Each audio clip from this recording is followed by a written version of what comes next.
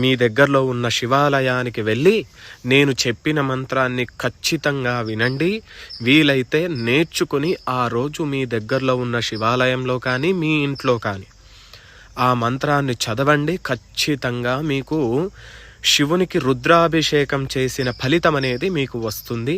మంత్రం చెప్తున్నా శ్రద్ధగా వినండి. హర హర హర నమః సోమాయ చ రుద్రాయ చ నమస్తామ్రాయ చ రుణాయ చ నమః శంగాయ చ పశుపతయే చ నమః ఉగ్రాయ చ భీమాయ చ నమో అగ్రే వదాయ చ దూరే వదాయ చ నమో హంత్రే చ హనీయసే చ నమో వృక్షేభ్యో హరికేశేభ్యో నమస్తారాయ నమః శంభవే చ మయోభవే చ నమః శంకరాయ చ మయస్కరాయ చ నమః శివాయ చ శివతరాయ చ.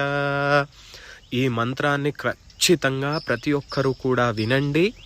వీలైతే నేర్చుకొని చదవండి. శివానుగ్రహం.